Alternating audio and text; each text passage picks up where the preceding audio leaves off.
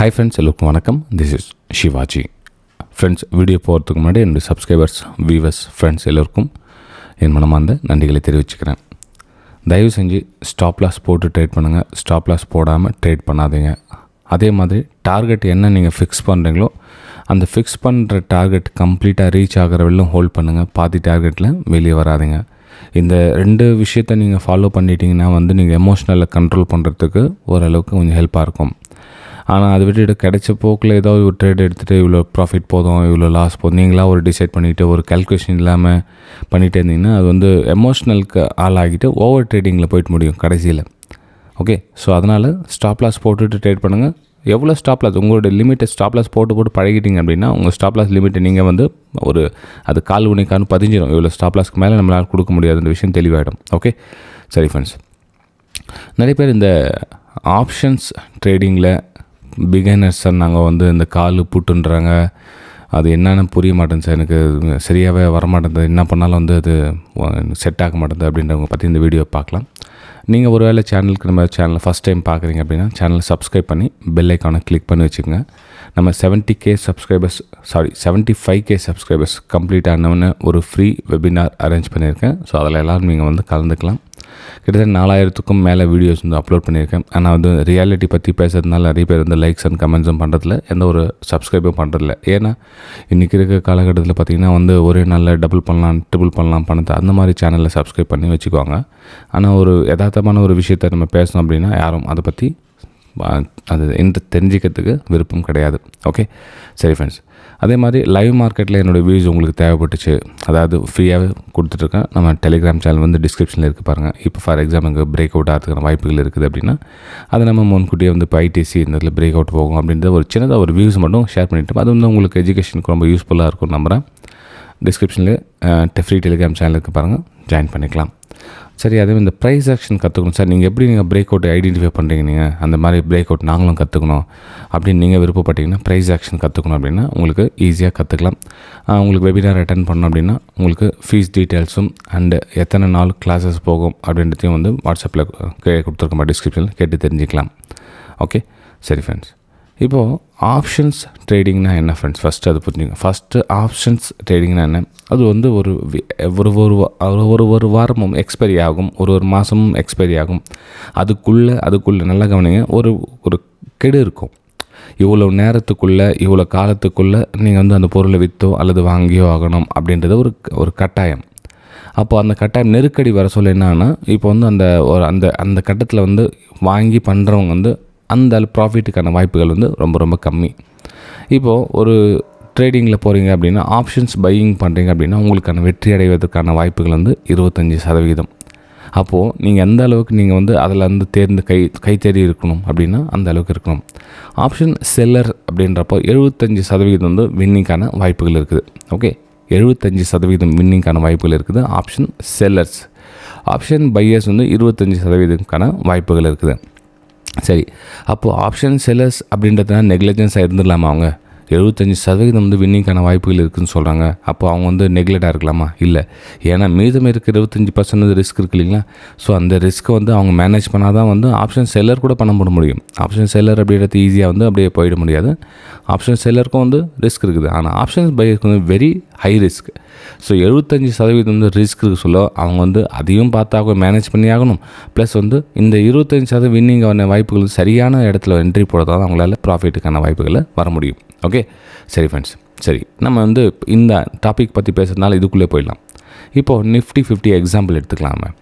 இப்போ Nifty 50 25,000 price இப்போ ஓடிட்டுருக்குது. இப்போ ப்ரெசென்ட் கண்டிஷன் 25,000 ஓடிட்டுருக்குது. ஓகே, ஸோ இந்த 25,000 ஒரு செகண்ட் நான் உங்களுக்கு அதுக்குள்ளே ஒரு சில விஷயத்தை ஷேர் பண்ண விருப்பப்படுறேன்.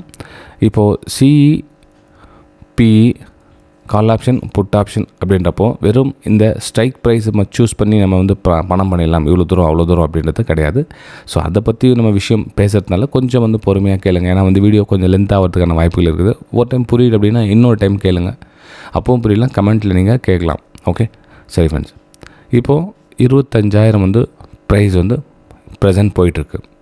ஸோ உங்களுடைய கணிப்பு 25,500 25,200 அப்படின்றப்போ 25,500 நீங்கள் ப்ரெடிக்ஷன் பண்ணுறீங்க. அப்படின்றப்போ நீங்கள் வந்து என்ன ஜென்ரலாக வந்து சார் 25,500 கால் ஆப்ஷன் 25,200 எடுக்கணும் அவ்வளோதானே, இதில் என்ன சார் இருக்குது பெருசாக கால் ஆப்ஷன் புட் ஆப்ஷன் அப்படின்னு நீங்கள் கேட்கலாம்.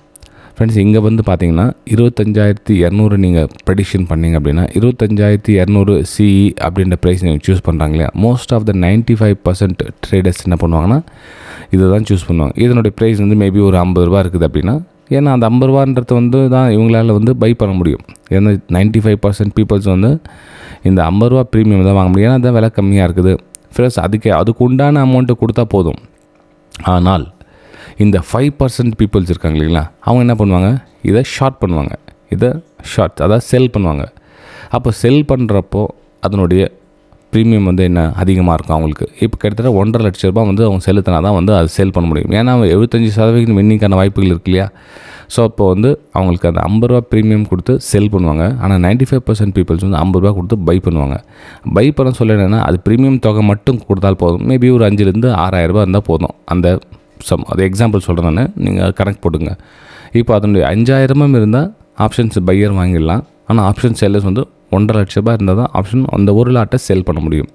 ஓகே, சரி, இது கதை இப்படி போயிட்டுருக்குது. சேம் இதே மாதிரி தான் புட் ஆப்ஷனில் கூட ப்ரெடிக்ஷன் வந்து உங்களுக்கு 24,800 புட் ஆப்ஷன் நீங்கள் எடுக்கிறீங்க, பிஇ மார்க்கெட் கீழே போகுது அப்படின்னு நீங்கள் ப்ரெடிக்ஷன் பண்ணுறீங்க அப்படின்னா, ஸோ அதனால என்ன பண்ணுவாங்க, அதனுடைய பிஇ சூஸ் பண்ணுவாங்க. இதனுடைய ப்ரீமியம் வந்து 50 ரூபா இருக்கும் புட் ஆப்ஷன். அப்போ மார்க்கெட் வந்து ஓகே கொஞ்சம் கொஞ்சமாக கீழே வருது அப்படின்னு நீங்கள் வந்து ப்ரெடிக்ஷன் பண்ணீங்க அப்படின்னா 50 ரூபா கொடுத்து புட் ஆப்ஷன் வாங்குறவங்களும் 95% அதிகமான பீப்புள்.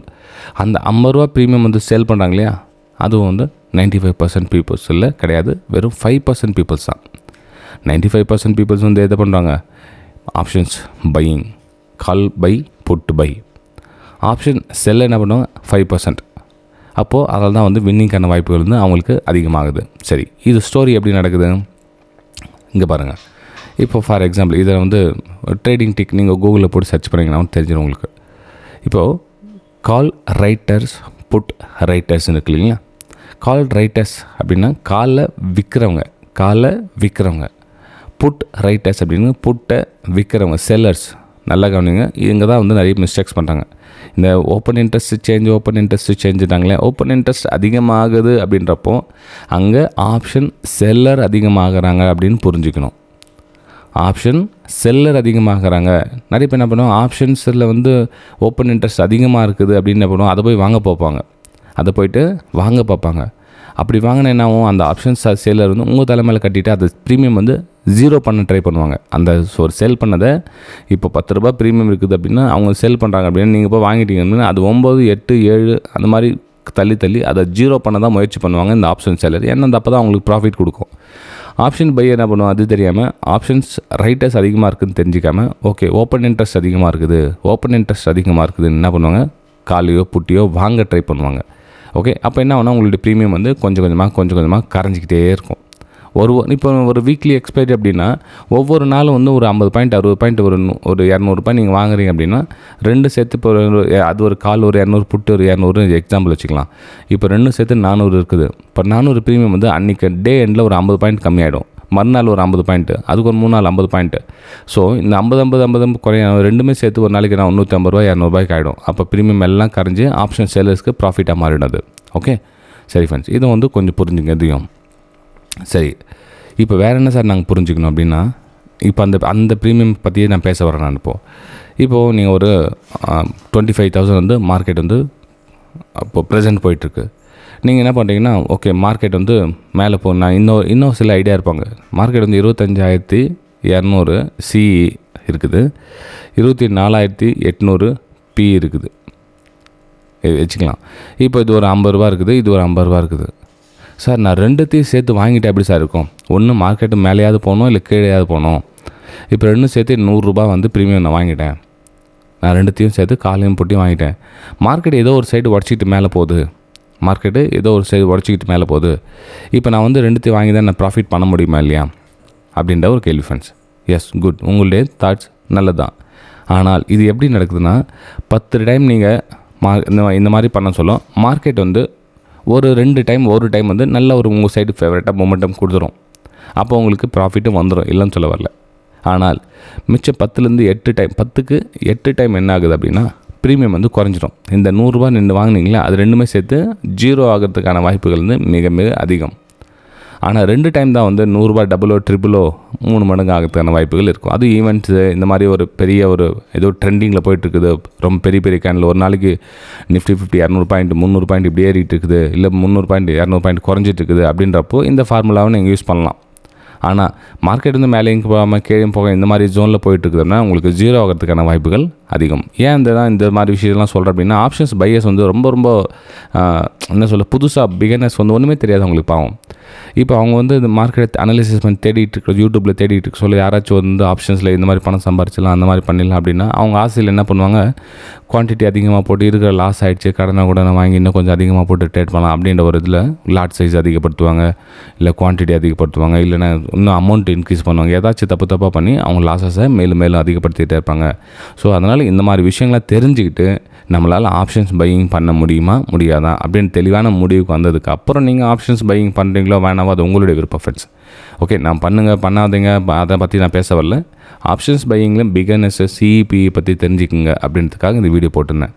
ஓகே, வேறு எதுவும் நோக்கம் எதுவும் கிடையாது. வீடியோ பிடிச்சதை மறக்காமல் லைக்ஸ் அண்ட் கமெண்ட்ஸை பதிவு பண்ணுங்கள். நம்ம அடுத்த வீடியோ சந்திக்கலாம். Thank you friends.